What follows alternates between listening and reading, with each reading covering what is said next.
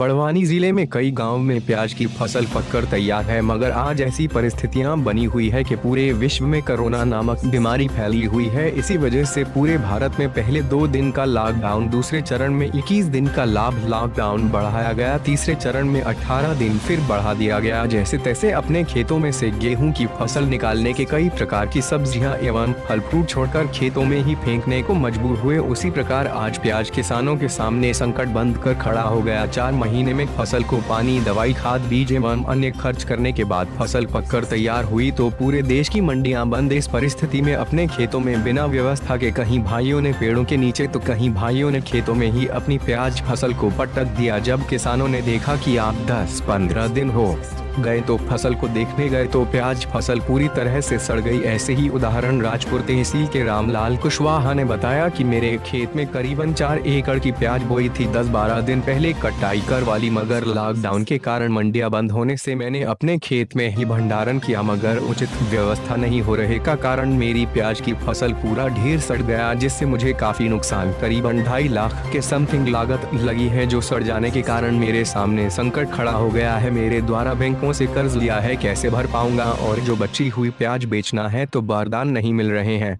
मनशाराम पंचाले, भारतीय किसान संघ जिला अध्यक्ष, बड़वानी वर्जन। पूरे जिले में प्याज कटाई का काम शुरू हो गया है, मगर आज लॉकडाउन के कारण मंडियां बंद पड़ी है एवं किसानों को वरदान नहीं मिल रहे हैं। किसानों के पास उचित भंडारण करने की व्यवस्था नहीं है, जिससे खेतों में ही अपनी प्याज की फसल सड़ने लगी। उचित व्यवस्था के लिए शासन द्वारा छोटे छोटे कोल्ड स्टोर बनवाए जाते हैं, मगर जिले के भ्रष्ट अधिकारियों द्वारा पैसों के लेन देन के चक्कर में जहाँ प्याज की खेती नहीं होती उन किसानों को लाभ दिया गया, जहाँ पर केला, गन्ना, अन्य फसलें बोई जाती है। जो किसान हमेशा ही प्याज लगाते उन किसानों को लाभ नहीं दिया गया। बेमौसम ओलावृष्टि एवं पानी का भी डर सता रहा है। बड़वानी से अखिलेश साहू की रिपोर्ट।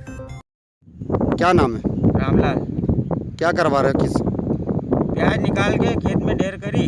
हाँ, वो ढेर करी तो कहीं बारदान की व्यवस्था भी नहीं थी, और मंडी भी 21 दिन कहीं लॉकडाउन लगा तो कहीं बारदान भी मिले, कहीं नहीं।